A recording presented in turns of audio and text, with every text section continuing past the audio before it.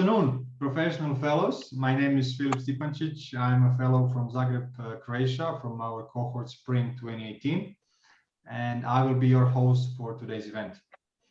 World Chicago Catalyze Alumni Group is a group of high achievers, young professionals who have already demonstrated their skills in various fields. And you are all aware that in this highly competitive and fast-changing world, there is no time to stand still. And one of the main hallmarks of high achievers is lifelong learning. And this is very much related to our topic today.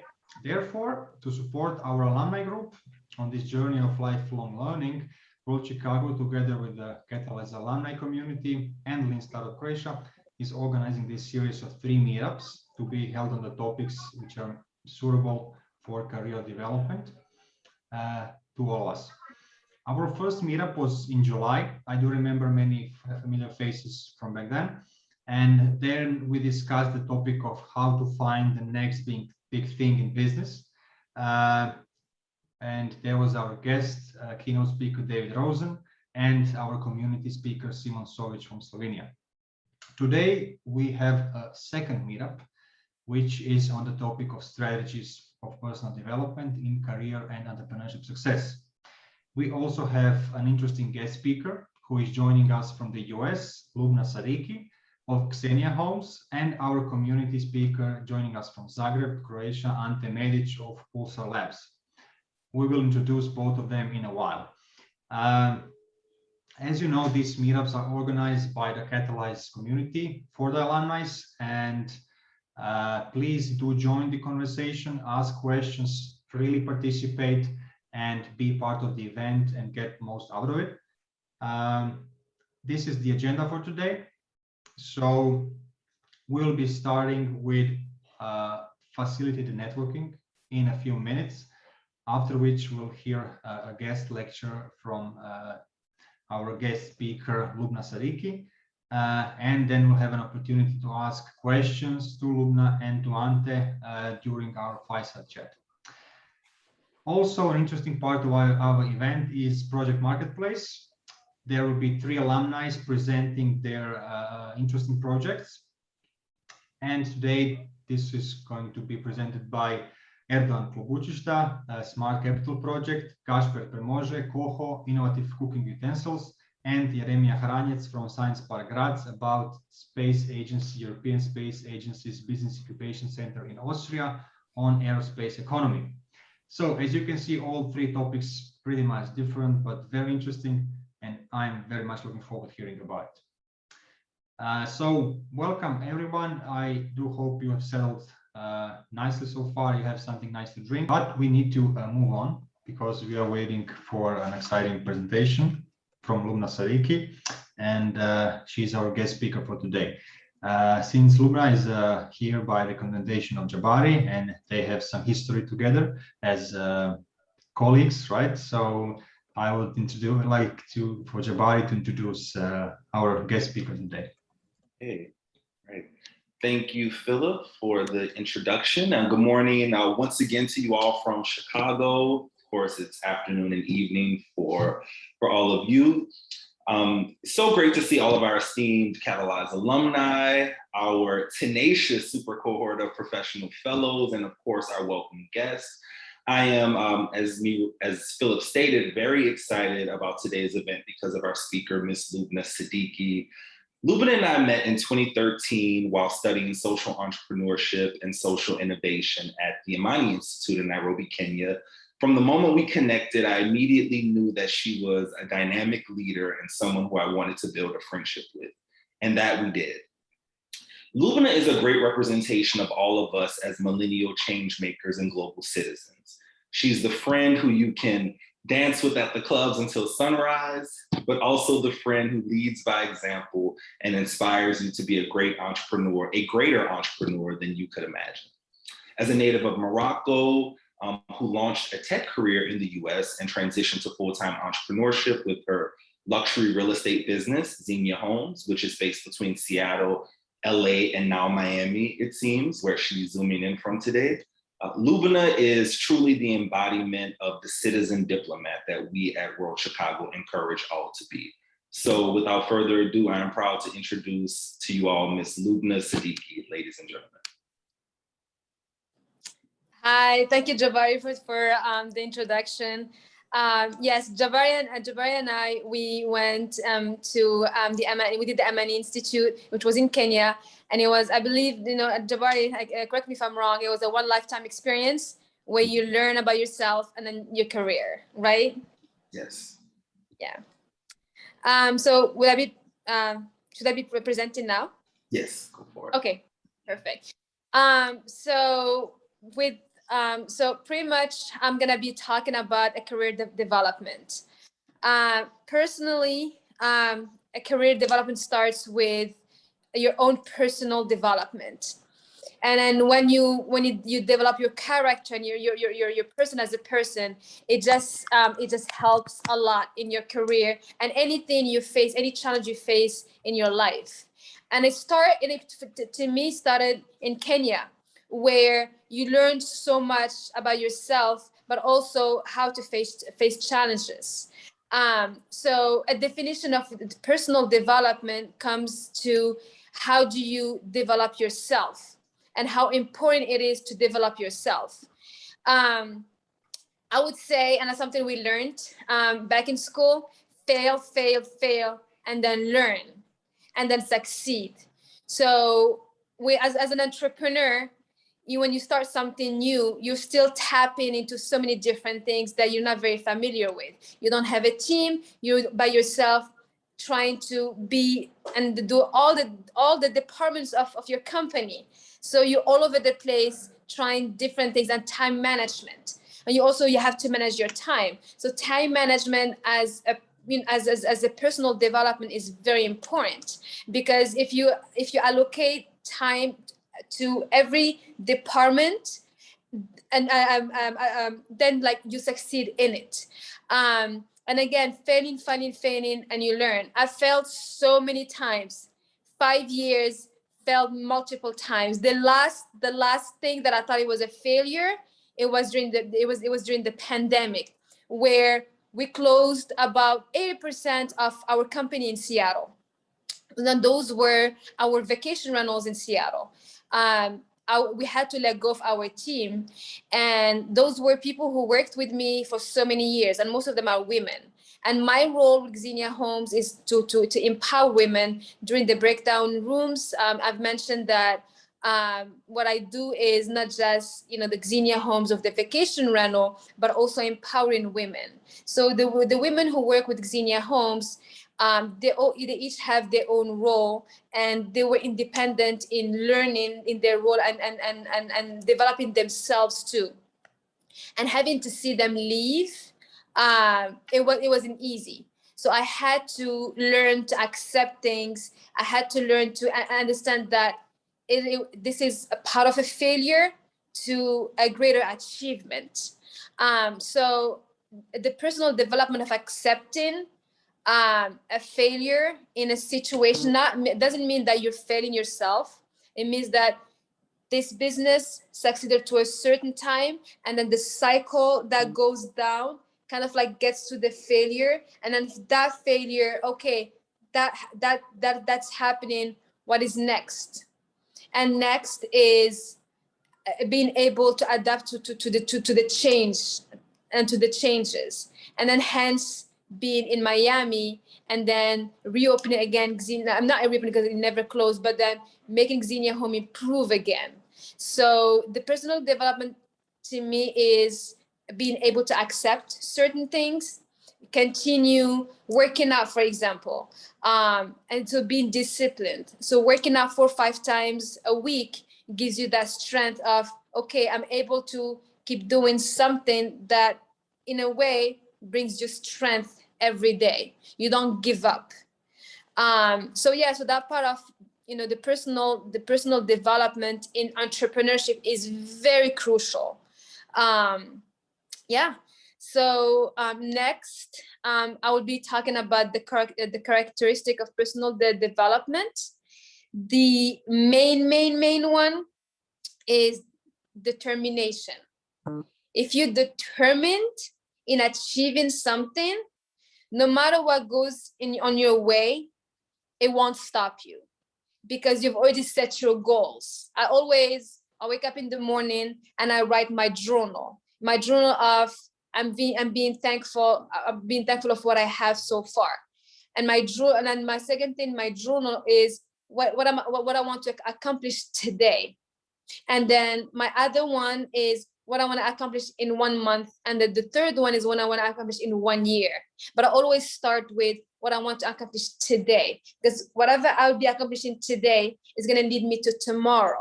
And then whatever I'm writing tomorrow for the following day is going to lead me. So little, like small steps will lead you to the 1 year or the 1 month goal that you set for yourself a month ago. So being determined is just very important. Emotions. I would say emotions is the passion. When you have passion for something, then you use your emotions, but you use your positive emotions. And being an entrepreneur, you go through so many levels of emotions. You're happy, you just started something, so you're excited. Then you go through the phase of, it's a little frustrating. You go through things that you don't understand and you try to understand and learn how to fix it. And it works. And then you're a little happy. Then you test it out and some parts of the test kind of fail again. And then like you try to figure it out again. And that part of the determination comes again and you continue. And then finally you get to a point, it's like, I'm making it. So that the emotion and like being able to control the emotions into what is negative, making it positive is just very, very important. I was working for a tech company as the data analyst of the operations of the company. So it was a weight on my role because I was analyzing the data of the whole operations of the company. So every department of the company, whether the sales department, the marketing department, and then the HR department were relying on my data and numbers. So that role was very important, and I understood that.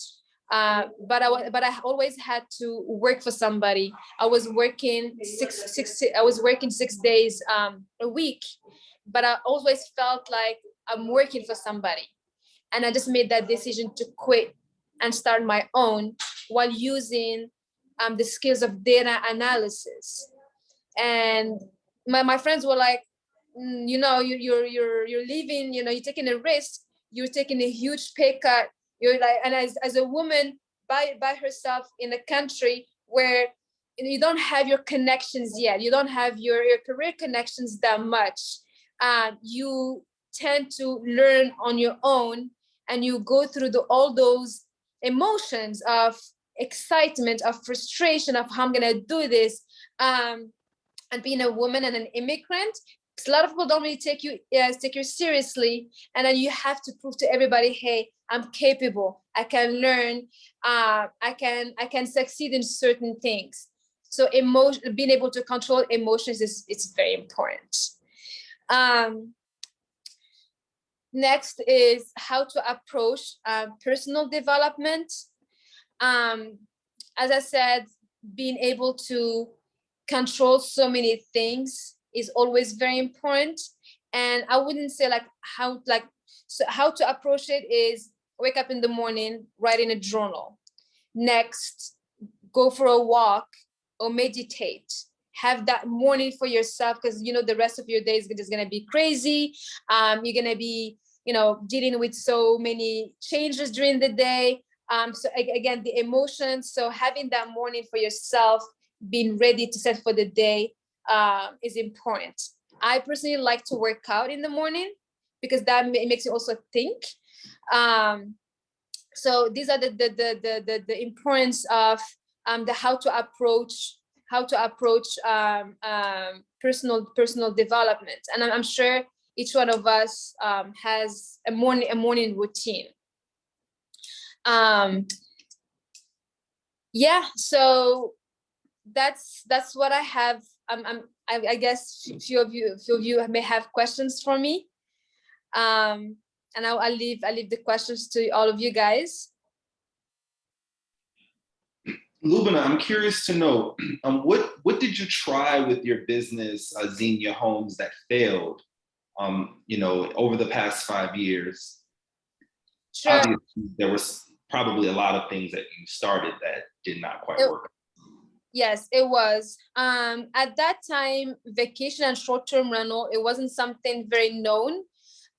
So when you had to go through some situations, you couldn't Google the solution. You couldn't call a mentor and ask for help. So there were things that you had to figure out on your own. Having to train. I was working part-time before I actually left the company. I would work in the morning. Then I'm sorry, I'm just gonna go this way. I will be working in the morning. During my lunchtime, I'll go meet with the cleaners because I'll be supervising their work at the beginning. And there were times where you had to train them during your lunch break. And then when you train them, there are certain things. Sometimes some of them won't show up to the cleaning, and I had to do it on my own. I had to do it myself, knowing that it was only my lunch break and I had to go back to the office. So it was a lot of trial of who's gonna be your housekeeper. And then it's not only your housekeeper, she is a person who loves her job. And it was a year of trying until I actually found my housekeeper who loved what she was doing. She wanted to create her own housekeeping business, but she didn't have the skills and tools to create a business. And I approached her, I told her, you and your mom are so good at what you're doing. You want to create your own business? Xenia Homes will give you the tools to create your own housekeeping company under Xenia Homes. And we worked together. We opened the Xenia Homes branch of housekeeping. We had the LLC. We did the marketing. We took care of the marketing. And I showed her the ways of, hey, this is how you create a business. And she decided to stay with Xenia Homes. And her mom were working so hard to because the housekeeping branch of Xenia Homes got bigger because we started to get more clients who wanted to hire our services.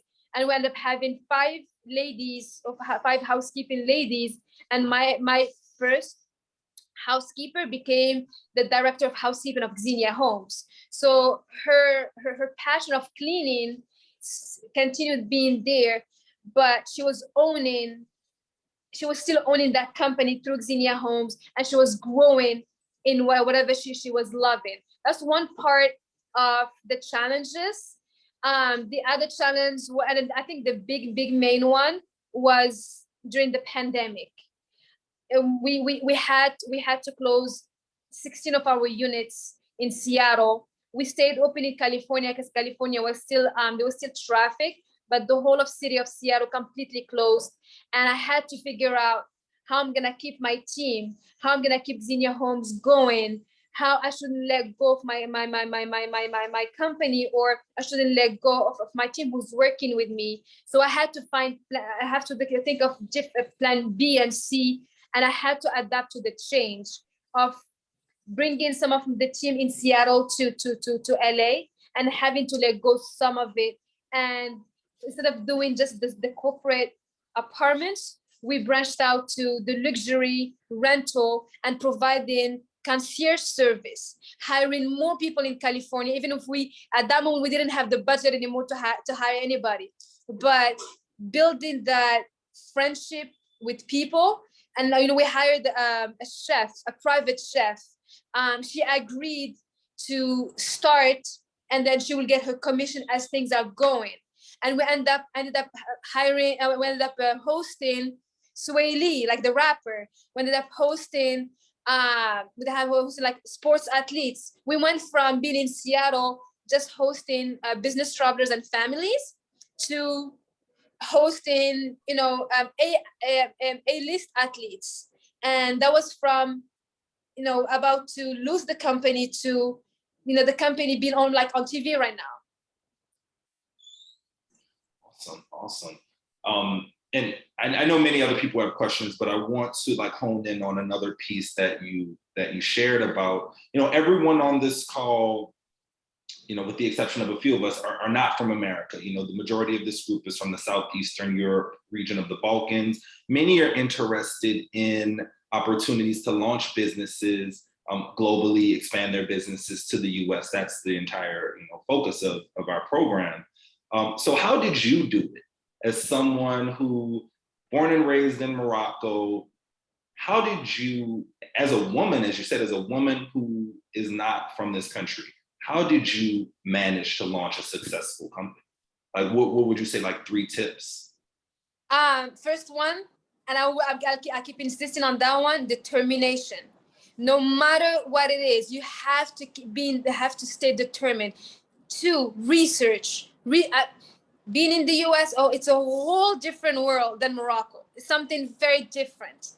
So I was doing, everything is different, from the plug that you plug in and on the wall, to the measurements, to the laws in the US, and then being in real estate, and then you had to know the law. And every city is very different. So if you in this real estate world, in Seattle is very different from the real estate world in California. The laws of rental in Seattle, if you're hosting somebody more than 30 days, then the policies and laws are different from California. So doing a lot of research about every single thing that you're doing in business, whether in accounting, in finance, in the policies, in every single aspect, research, read and research, and watch YouTube videos. That's very important. Number 3, and that's a characteristic that that people say I have. I'm very strong-minded, so I don't accept a no. Everything people tell me you're not gonna do it, that's a big challenge that I take. I'm like, I am gonna do it. So when you're in a business meeting and you're the only woman in that business meeting, and all majorities are men, you have to act as like, okay, you're as equal as them.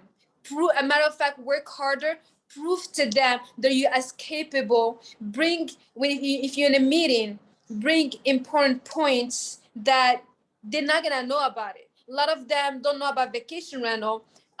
Being a data analyst, I do a lot of research. So presenting numbers, numbers don't lie. Presenting numbers of how much a client will make as a profit.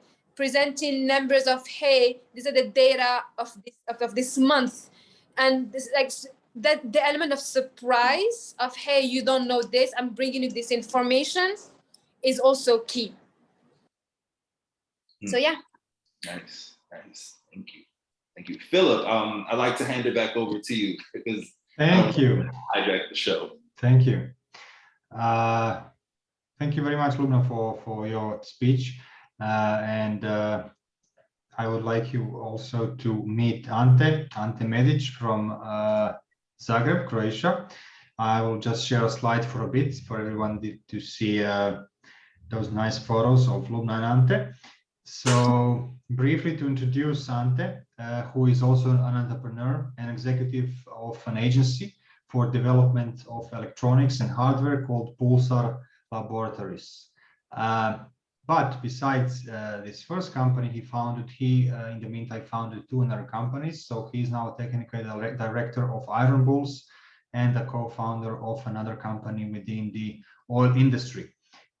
Due to his very successful business, he made into 30 under 30 list by VD and Leader in Croatia. And he is also a member of our World Chicago Alumni group from the cohort in 2019. Ante also enjoys reading, running, photography, and astronomy. So there is a lot of personal development in his free time, I would say. Ante, welcome to our meetup. Hope you can hear us. You are muted, so we cannot hear you still. Yes, thank you. Thank you very much. Welcome. And as you guys know, if you have been present in our previous meetup, we are going to start our Fireside Chat. But since the topic of personal development is, I would say, very close to most of us here, and I do know some of you, and I know that all of the alumni from the World Chicago program and the fellows are pretty much interested in learning and interested in personal development as in global. So let's more put this as a conversation. So please do chip in, ask your questions, share some comments, and just be part of it.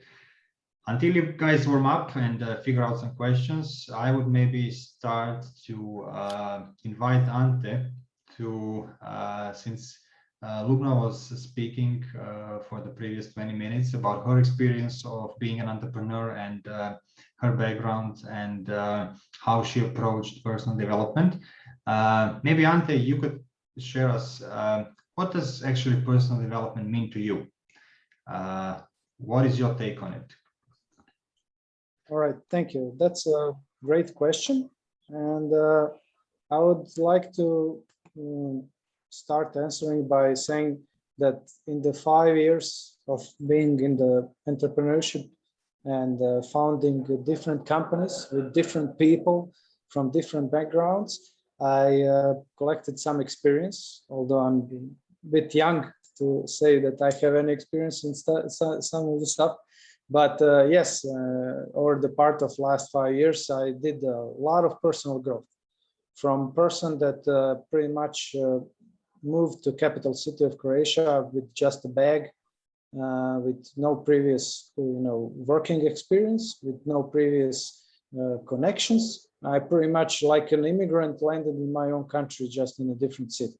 Now, a lot of people, when they move, they usually have some cousins, relatives, somebody who can kick them, push them for a little bit. But I truly landed with nothing. And 5 years later, I have 3 companies that are doing pretty well, I must say.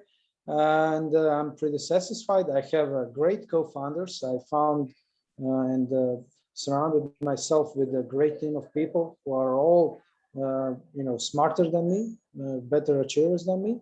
And I'm really, thankful and grateful for that. And I also got a lot of opportunity to see the world. I'm very thankful to Peggy and World Chicago for choosing me to, experience the program over there in the US, which opened also many doors in my head, to accept things differently and to see the world differently. So I also managed to visit Morocco. So I don't know where you are from, Loubna, but I've been to some of the cities over there, and I found your country very interesting and fascinating. So so yeah, and my personal development mostly went from trying to always be that person that tries to solve problems. That's the stuff I like to do. I really like to solve problems. That's why my first company is mainly oriented around solving problems for other people. But, in the process of making business, I'm trying to also make money on that kind of stuff. So like Loubna said, I always had also an issue with having a boss. Let's say it like that. I do not have problem in having a great boss, somebody I can follow. I do not have problem even being the CEO now, having a leader who I can follow. But having a boss who will just tell me do this and that and just slap when I have my own ideas, that didn't go well with me and my mentality. So that's pretty much why I decided to take a big risk, move to another city, try to put some new perspectives in my head, and all that risk, all that new pathfinding led me to where I am today. So I'm pretty grateful that I decided to take those risks and that I took them, because they were hard. For somebody, they can be like small challenges. For me, they were big.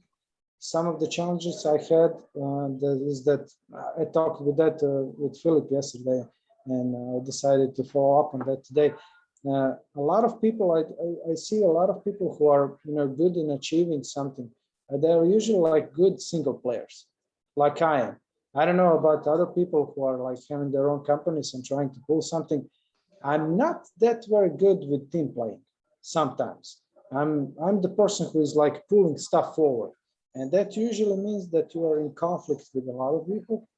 A lot of people don't want to be pulled, or but in order to achieve something, you have to be the first one. So for my personal growth, it took me a lot of time and rethinking and talking with myself to be more of a team player.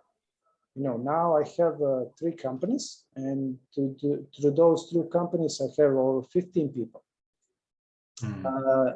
Having 29 years, I'm 29 years old, and I'm the oldest one in the company. So, I have managing people from freshly out of college to my years. It's a lot of different ideas, a lot of different age groups.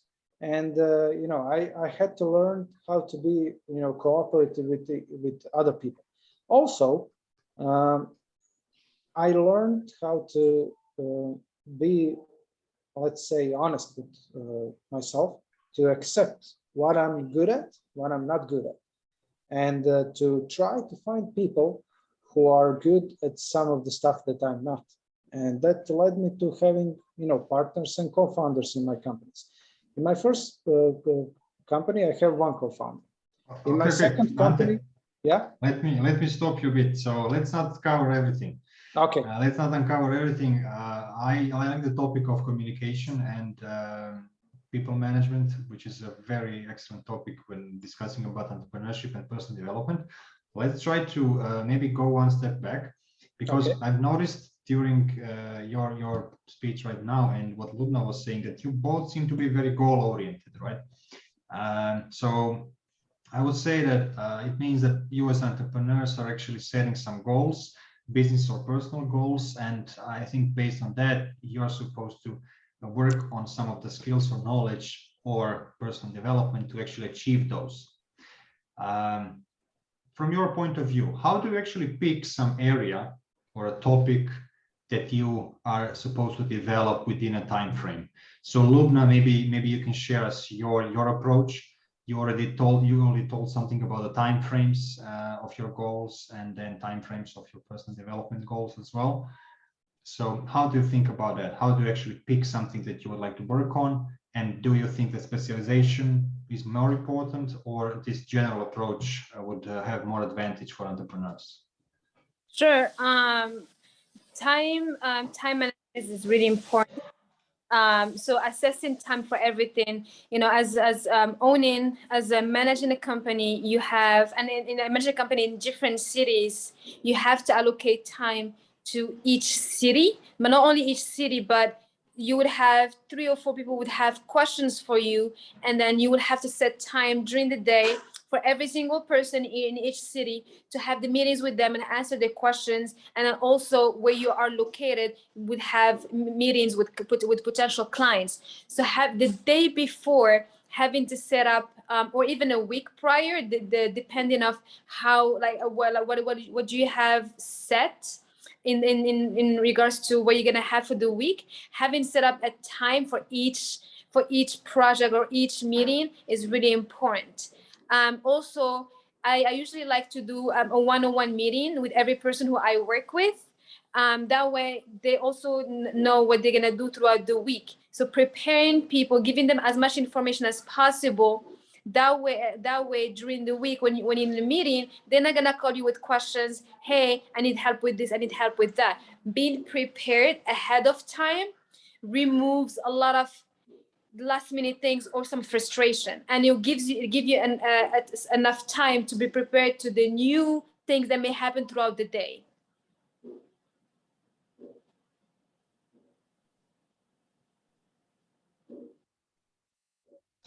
Okay, so that's a lot of insight regarding the time management and how to actually plan your activities.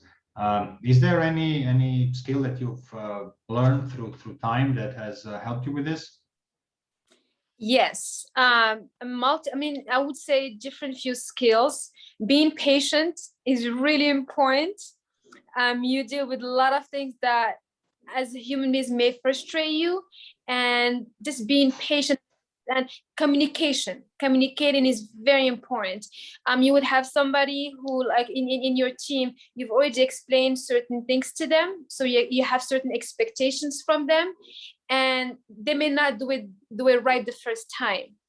Give them that second chance. Explain to them, hey, this was supposed to be done in this way, and explain to them the effect or the consequences of if they don't do it right the next time. This is how it's going to affect the project, and how that's going to affect them.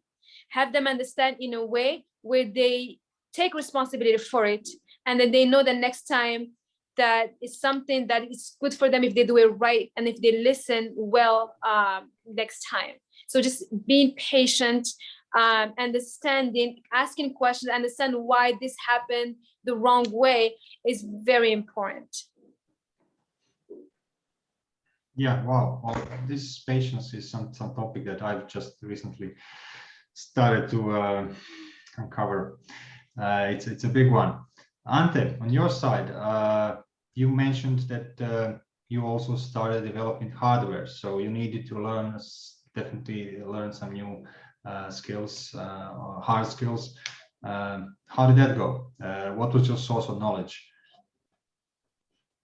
So thank you, great question. So I always like to see when people are doing something, my main question is, well, can you in like brief sentences describe how you came from point A to point B? I mean, it's always nice to see somebody like being, in charge of some development company, whatever. But then, it's interesting to see how they came to that point. And it's usually a very interesting story. So my story is starting actually when I was studying physics. So I'm usually very logically about, solving problems. When you study math or physics, one of the first things you are taught is how to solve problems. And you have to see a problem as a whole and being able to cut it up to smaller chunks and then attack each chunk and then try to solve problem as a whole. So that's how we have design philosophies in how I solve problems through the companies and the hardware development stuff. But my story actually started while working, being a student, and I had to start working. So I found a job working at the cell phone repair shop. So that's where I learned electronics. So physics is mostly theoretical stuff. It's not very practical usually. But I always like to build stuff with hands and being practical stuff and, fix stuff. So I found a job at cell repair shop, and that's where I found interesting stuff. I could see a bunch of devices. So let's say Apple spends billions of dollars developing next iPhone because they have this many people employed and they're all working to find solution. Let's say they want to put a bigger sound speaker inside this phone that needs to get year by year, like slimmer and that kind of stuff and lighter. So by disassembling a lot of devices and seeing the design thought process, all of those teams, all of those millions of dollars invested in big laptops, small cell phones, I collected from all of that kind of stuff, small chunks. In design philosophies, how you should design products when you are space constricted, when you are budget constricted. So all that has helped me, to develop products for other people, but not just that, then you have to incorporate the business side on actually selling the product. So now, 3 companies later, they're all dealing with a wide variety of different stuff. One is developing hardware, one is developing entertainment industry, big arena with the robotic tanks that you control. The other one is doing the opposite stuff, cleaning products, machinery for cleaning oil pipes in oil industry.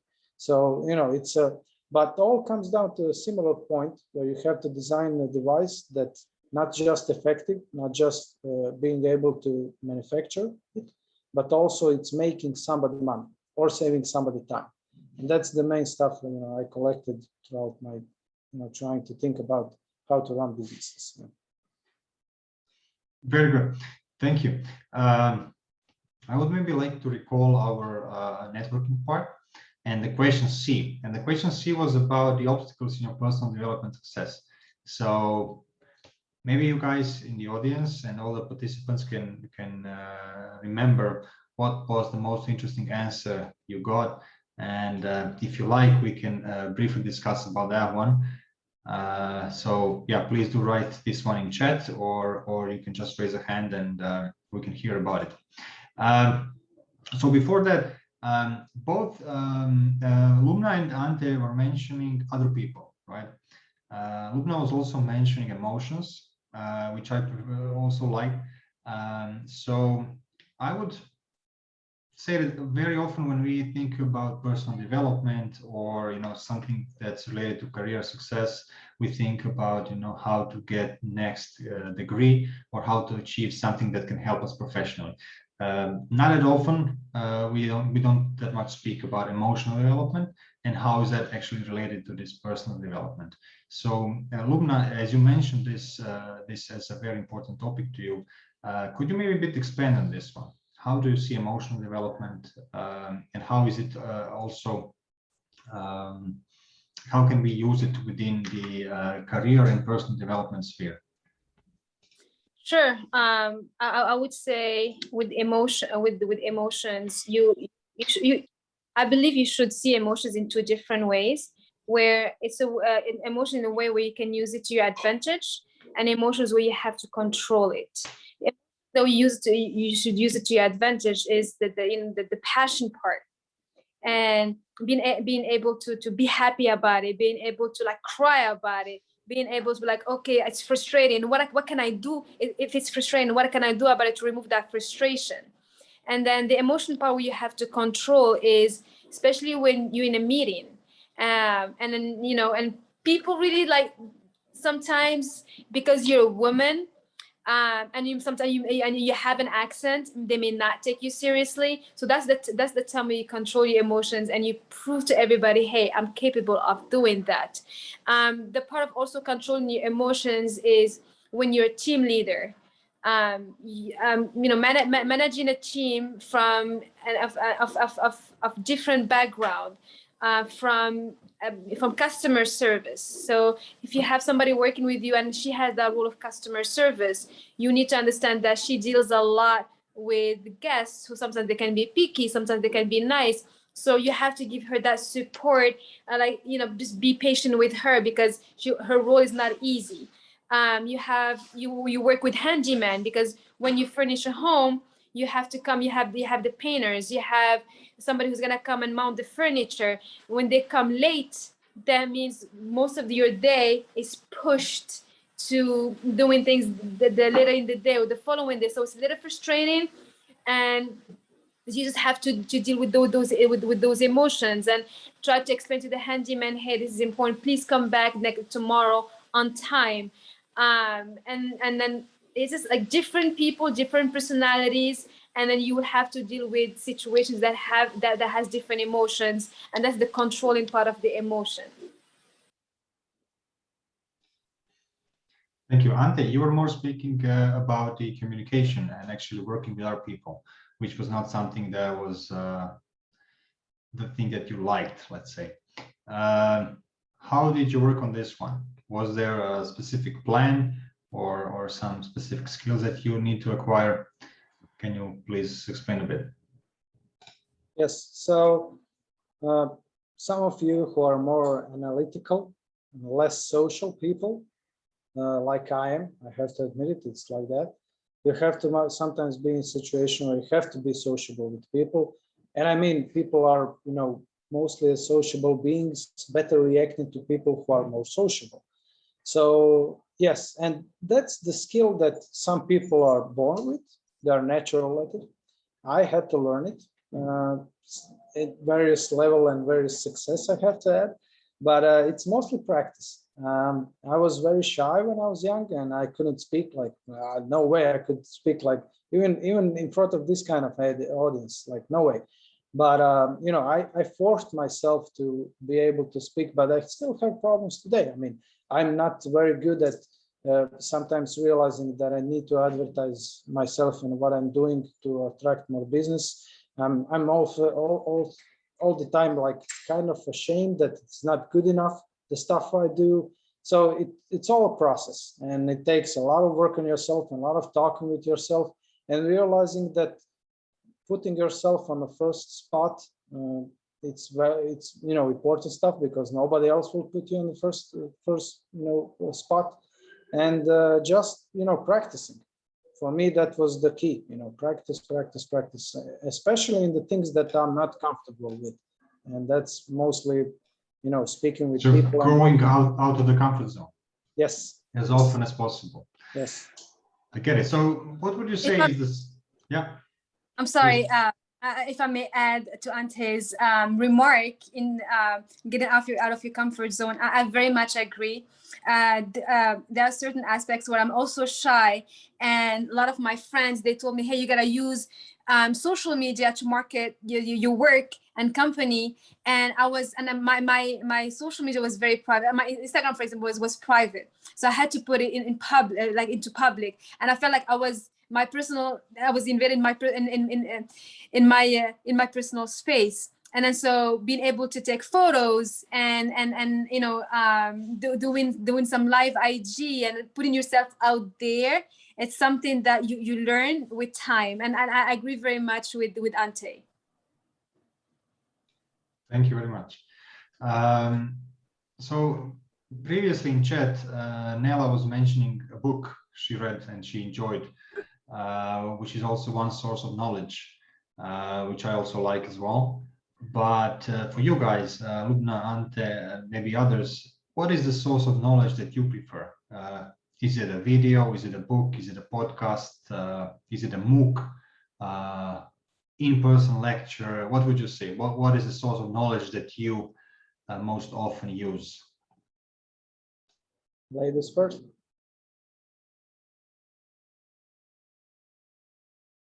Go ahead, Ante. I said ladies first, but all right.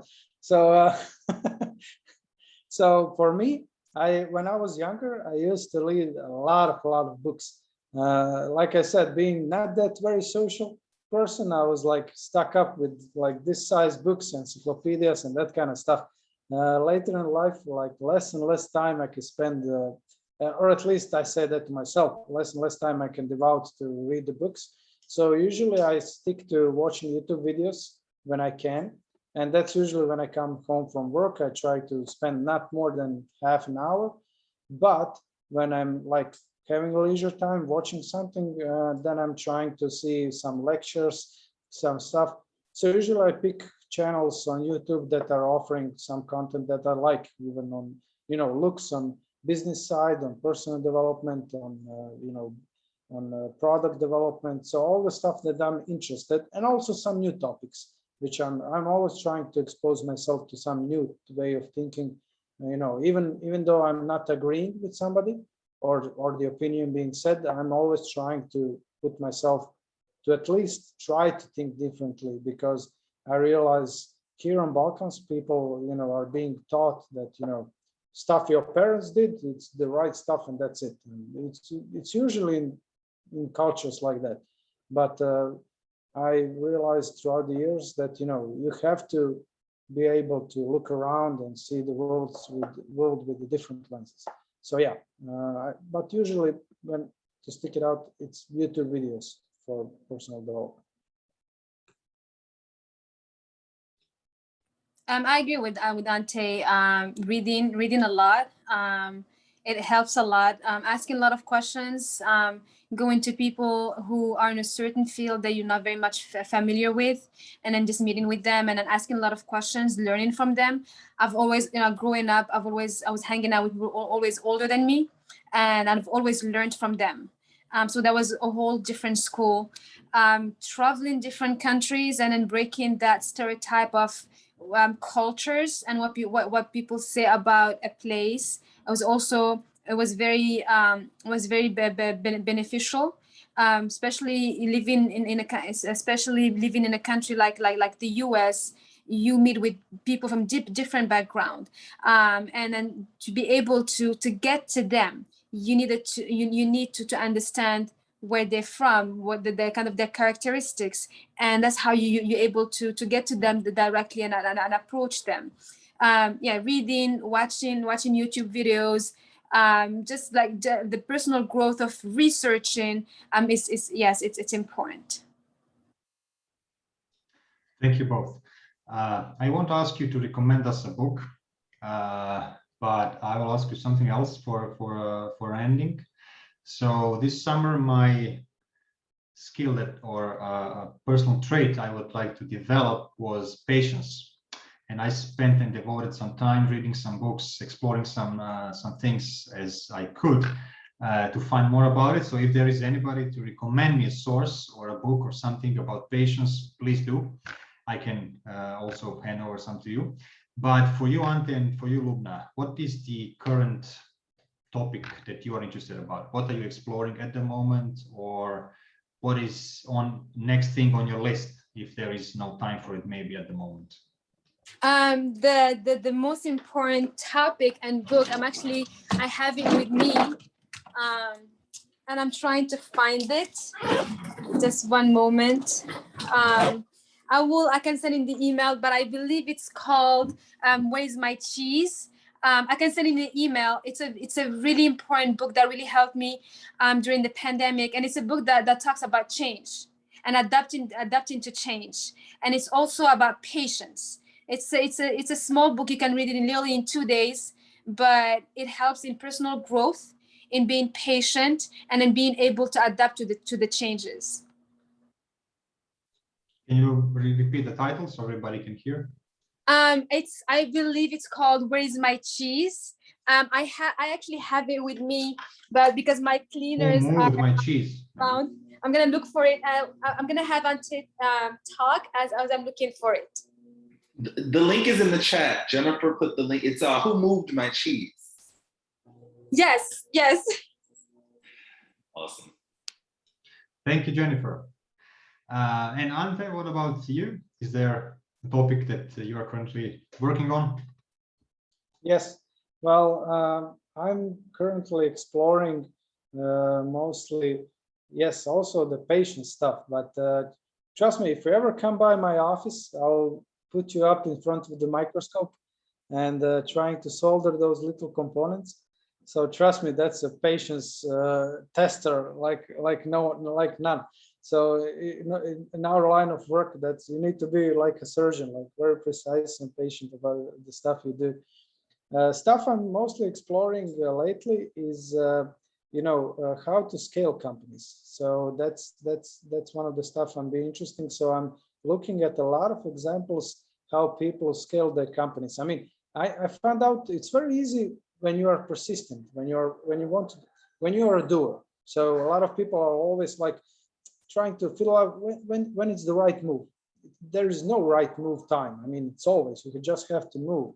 And that's what I realized. But then when you let's say transcend that knowledge into yourself that you need to just move, continue moving, or whether is it, no matter it is hard or easy, you just have to keep moving.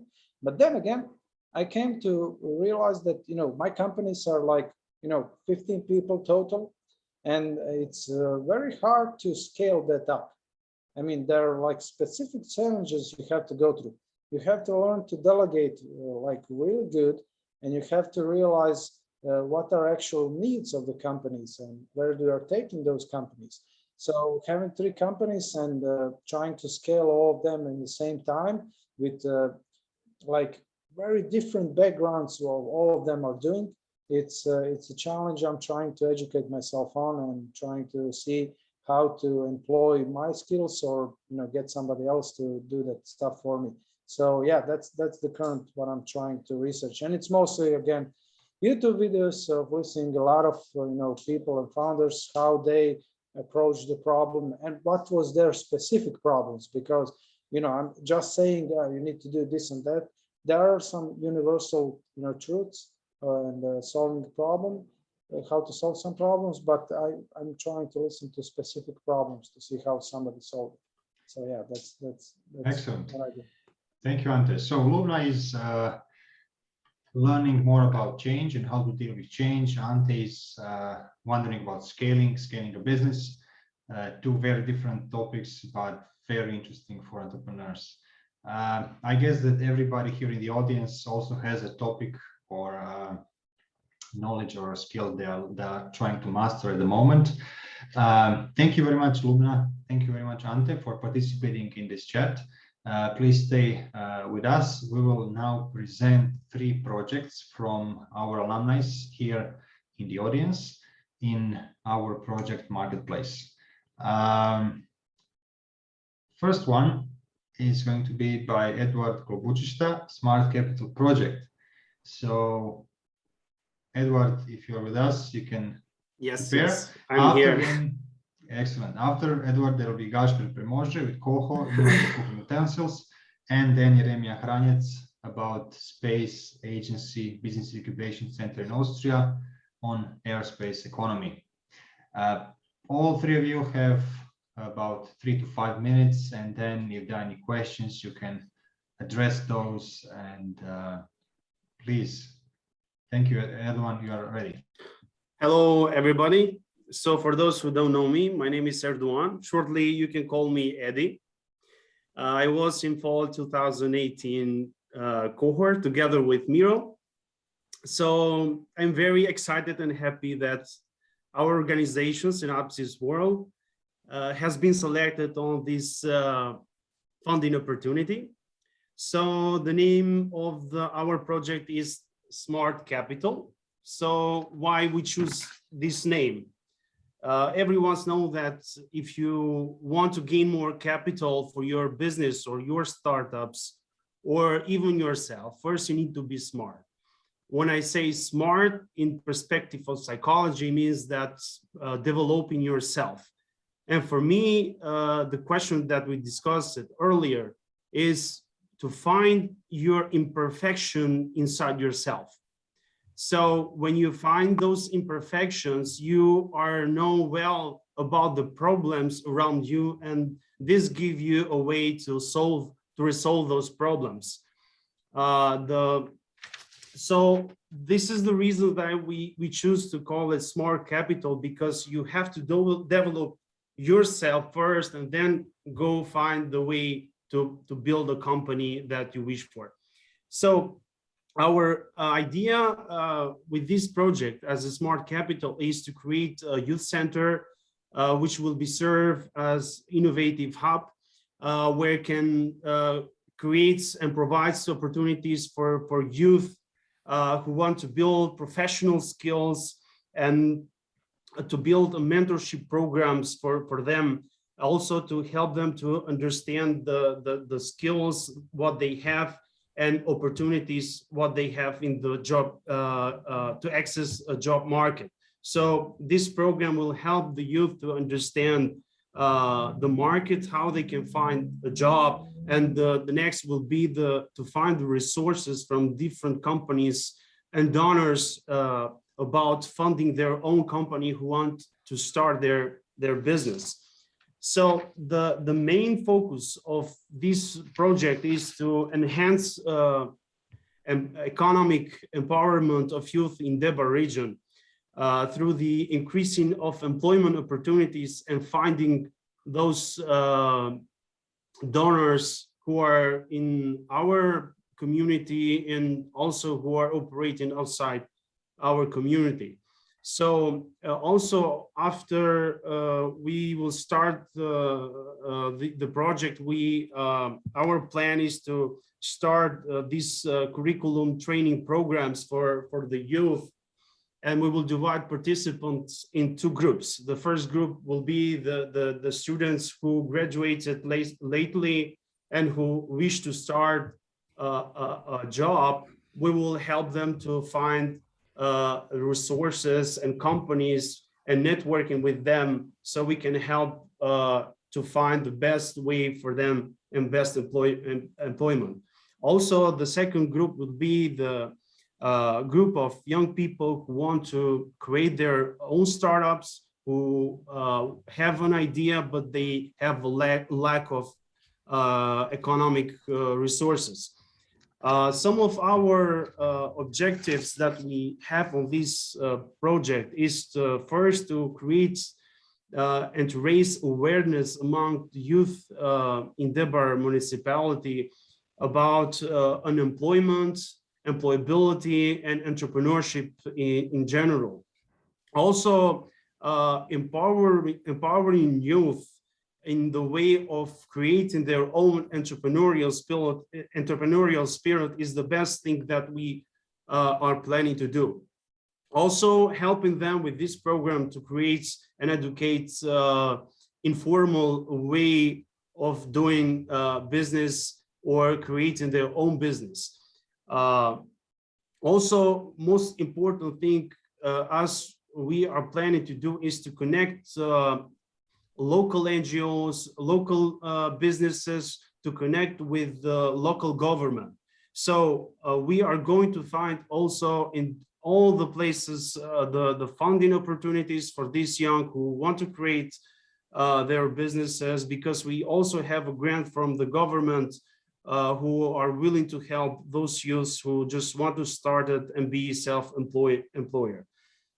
So we are wishing for those young who are planning to start their own company and who are passionate about their idea. I think this will be a place there where they can find themselves.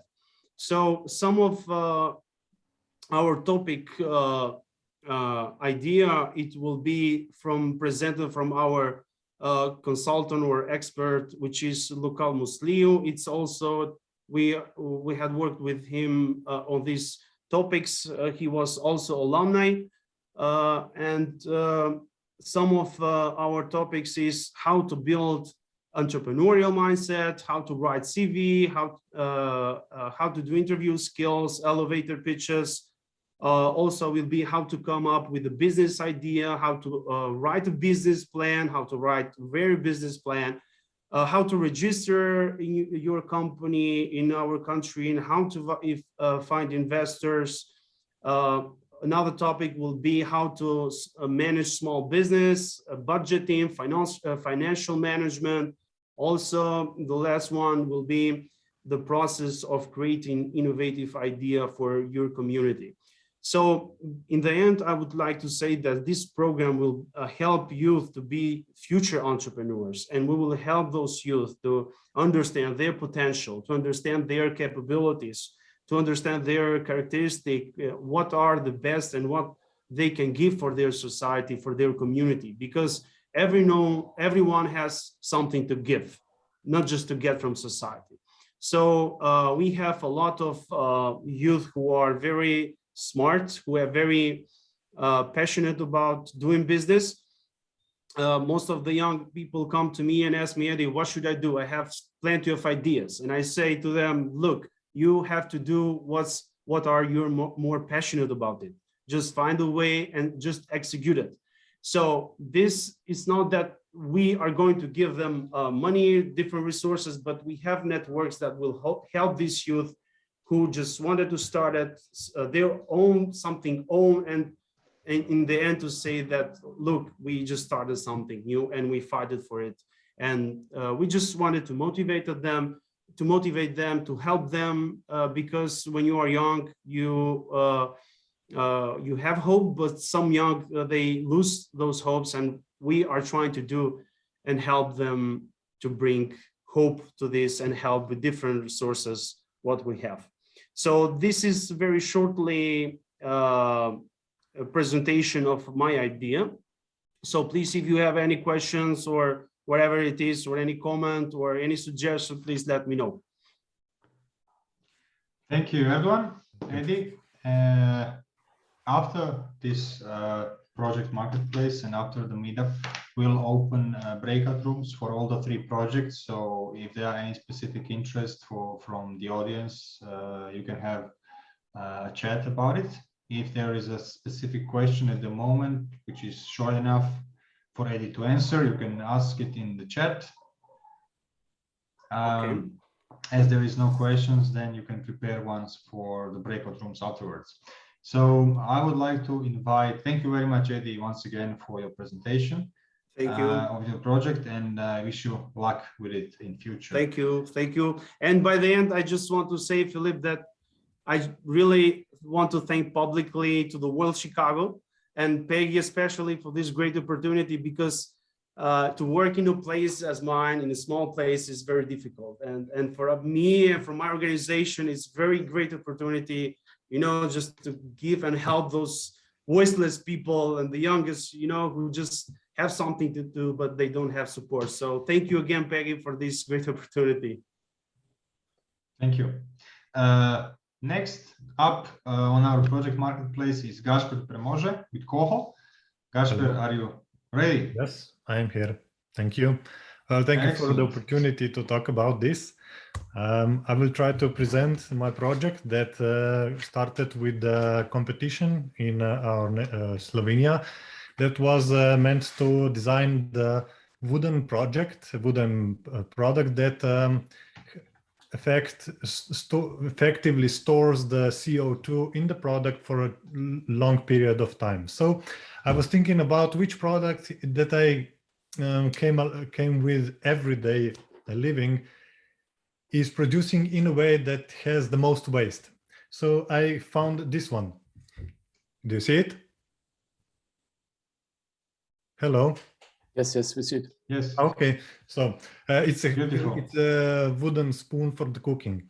It's made from the triangle, and it's then wood turned that you get the shape, and a lot of wood that came as input material is actually wasted during the manufacturing. So I was thinking about how to redesign it the way it would be much more sustainable, and I came up with this. It's wooden spoon. These are wooden spoons, utensils that kind of stuck in each, like Ruska babushka, if you know. So these are wooden spoons for cooking, and with them you can.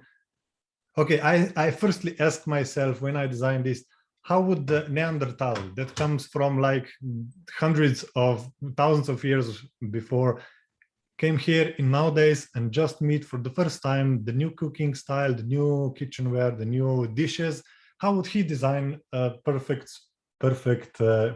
kitchen wooden spoon? So the dishes were actually round in a history, and that's why the cooking spoon were round. But today the dishes are like this, so we are required to have the spoons that fit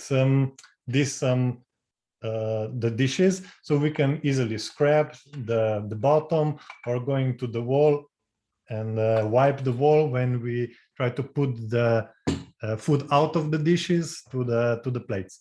So I designed all these features in mind to work better, to cook better. And so when we cook with like this, with this edge, we can quickly scrap the bottom so the food don't overheat and don't get brown, how to say it. And we use this one to wipe the walls. So these are like three different utensils. This one is a fork. You can stab something and you can put it in the dish when the spaghetti, and you can catch with this hook one spaghetti. So yeah, this. Can you open a beer? No, that's the next step. Thank you. So the design is much more sustainable because we use a lot less wood for these three set of utensils than we use for one traditional kitchen spoon. The second is during the production of these Koho kitchen utensils, there is a 90% less wood waste than with traditional manufacturing of cooking spoon. Because these products are laser cutted, it means they have the burnt edges that are really vulnerable for humidity and water, but they are somehow protected with so-called Sujiban protection. It's a Japanese method of protectioning wood with burning the surface, and that caramelize the wood so the water don't get in. And we expand the life of the product. And the fourth, because the most of the input material that we use for the production is trapped in the final product, which means that the coho is actually really effectively storing the CO2 in the product for a long period of time. So what I'm searching for now is ideas how to spread the business, find the new doors on the market, how to have, I would like to have conversation with anybody from here that have any idea that would help me to start and run this business. I will probably go to the Kickstarter, so I want a large team to run the campaign. I want to also go to the stores, to the gift shops and so on, and to connect with the influencers on the field of food and cooking and so on. So please welcome everybody that has something good for me, some advice, some whatever you have. And thank you for listening. Thank you, Gasper, very much. Nice product. Thank you. I think many people here like it. So you can watch coho.c. It's the page that we made. You have to put it on 24 Kitchen. Huh? You have to put it on 24 Kitchen. 24 Kitchen? Yeah, they need to use it there. Okay. It's like a very famous program for people who cook. Okay. Anyways, if there is a question for Gasper, for example, where can we buy it, and so on, you can ask this on a chat. Here is a link, coho.si. Thank you, Gasper. Thank you all. Good luck with the spoon and all the other products that you will design in future. Thank you. And our final project to present is by Xenia Homes. Xenia, welcome. Hello, Filip. Hello. Yeah, can you hear me well? Excellent. Okay, perfect. Can I share the screen? Please do. All right. So, okay, yeah, thank you. This was really interesting project. I really like this kind of design ideas, and it was really interesting to see. But I think every once in a while, it's also nice to kind of look up to the sky, and maybe you're gonna catch some sun. This is first sun I saw today, and it's really nice to see it. So just to begin with, I'm Xenia Homes, and I'm working in ISA Business Incubation Center in Austria. I was in a spring cohort in 2018, and I moved quite soon after that into Graz. Last time I presented about space on Catalyze Kozara meetup, and they told me that they want me to include more examples, so I tried to really do that. But also related to the personal development, I believe that we all need a lot of inspiration to do something in a personal development, and people during last decades really found this personal development in space. And this is something that if you ask young kids what they want to do in their life, they want to be astronauts, and this really inspired a lot of people to go into IT. And at this point, this is kind of IT is returning back the favor. And I also hope that I will inspire you at least a bit about space. So we recently celebrated 50 years from the landing to the moon. And we're gonna soon celebrate 50 years from the last landing on the moon. And why is this the case? Because there's no economic return in space, or at least this was the case before, but something's changing. So prices on launching are dropping rapidly, and we're also witnessing a lot of new business models. And at this point, governments are responding much slower to the change than the private companies. That's nothing new.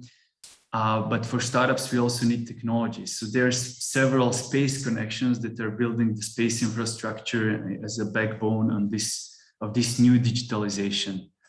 First one that we use is the technology transfer. So a lot of things that we are using actually right now are originated as a space technology, such as wireless headphones, laptops, camera for the mobile phones, computer mouse, and so on. So there are companies that are using ESA-related IP, such as the AccuRegion and eMentalist, to develop respectively navigation for high speeds driving, and also market research, as for eMentalist. But there's also upstream, I think, of course, something that we think about when we think about space.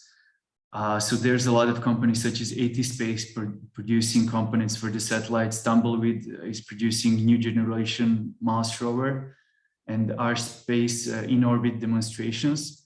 But actually, there's not a lot of upstream even now in the world, and most of the technologies are downstream, something that I'm gonna talk about right now, because even richest people, they need to have a good business model focused on the downstream to fulfill their vision. So this is why Elon Musk says that he's building Starlink to actually be able to have enough funds to go further into space.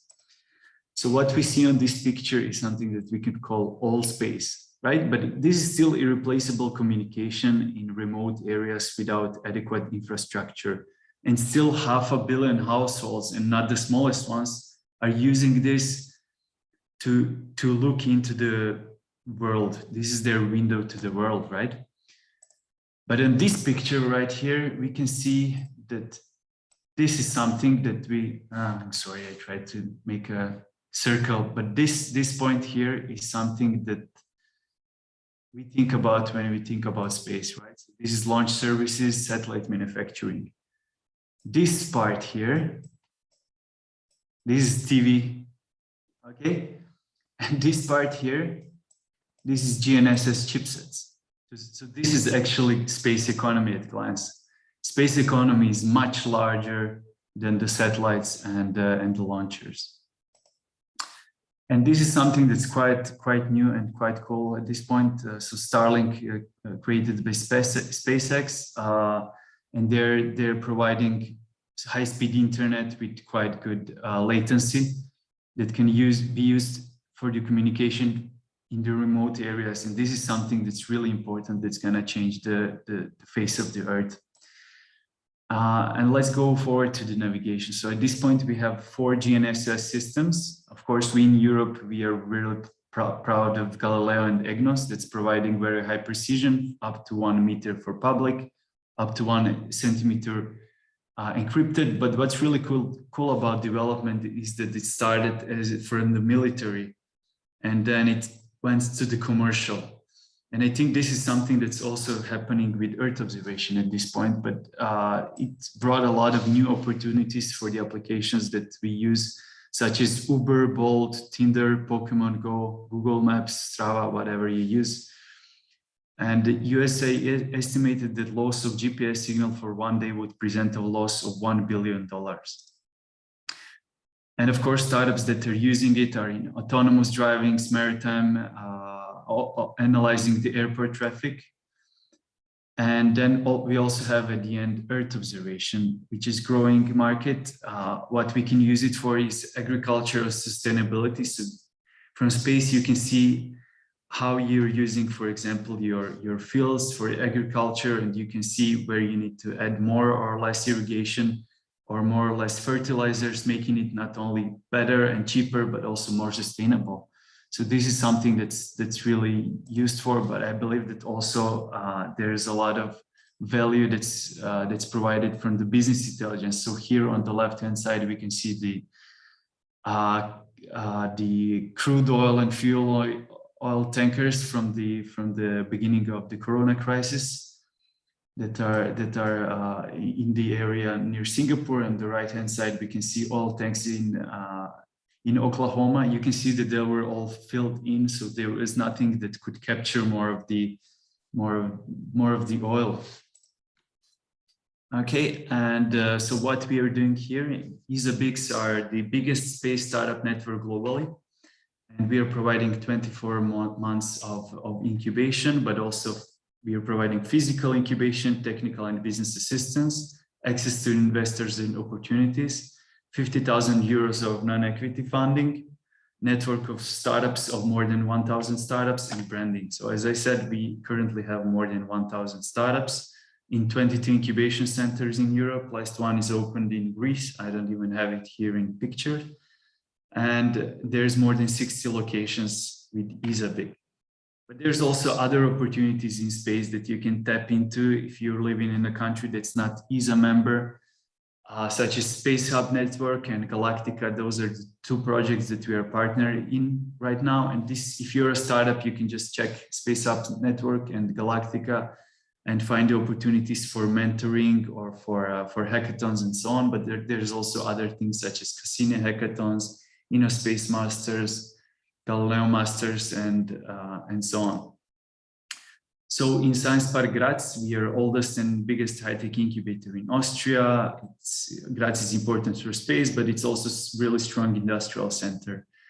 And we supported more than 350 startups, projects, companies in last 19 years. And of course, we are open to collaborate as a partner on international projects. We are open to create new networks and partners. And we're also here to support internationalization of the startups. Of course, me personally, I'm really looking forward to work more with the startups and companies from the region where you're from. So if you just want to connect with me, there's already some seeds sprouting in the region related to space, and we are really happy to create new, strong regional network. So thank you. I think I was a bit too fast, but we only had 5 minutes. I hope that I gave you some ideas to launch your business with space. And please let me know if you're interested in tech, startups, or community, or anything else that's related to space or our incubator. Thank you. Excellent, Jeremia. Thank you very much for your excellent presentation. I think it was inspiring for everyone to see. Not many of us have an opportunity to work with space startups, and it's a sexy thing, actually. Thank you. Thank you. Well, we have came to the ending of our event for today. I would like to thank everyone for attending. First of all, thanks to Loubna. I think she had to run away because of the other work obligations. But anyways, thank you also to Jabari, who has recommended Loubna to join, and he will definitely send her our regards. Thank you, Ante Medic, for participating in the Fireside Chat and sharing all your experience. Thank you, Erdogan, Gasper, and Jeremia for presenting your projects and activities. It was very inspiring, very diverse, and we will open the breakout rooms if there is anybody here in the audience who would like to speak in more details with you guys. As you've seen, we have recorded this session, and it will be soon available on our Catalyze alumni group on YouTube. And thank you very much for all Chicago, especially Peggy and Javari for supporting the organization of this event and other Catalyze projects. Thanks to all Catalyze alumni leaders as like Alja, Anna, Jana, Carlo, Vedran, and others who have put time and effort in the alumni programs and activities we have. You have to know that our next event is on 5th of October. So I do hope to see you all back here for one more interesting session on mentoring. The topic is how to mentor and how to be mentored. I know that many of you have already been in touch with some different mentees or have been mentored. This was also one of the parts of our programs or fellowships in Chicago. So we have experience with this, but there is many other things to learn about it. Also, I would like to encourage you to apply your projects for next meetup, as this is your last chance to present. So Project Marketplace, same as today, we'll have 3 projects pitching for 5 minutes. So any of you who would like to join and present, please take this opportunity. Here is the link. You see the form here. It's very simple. You just need to shortly describe what you wanted to present, and that's about it. We've came to the end of today's event. Once again, thank you very much for joining. looking forward meeting everyone on 5th of October. It's going to come very soon, within a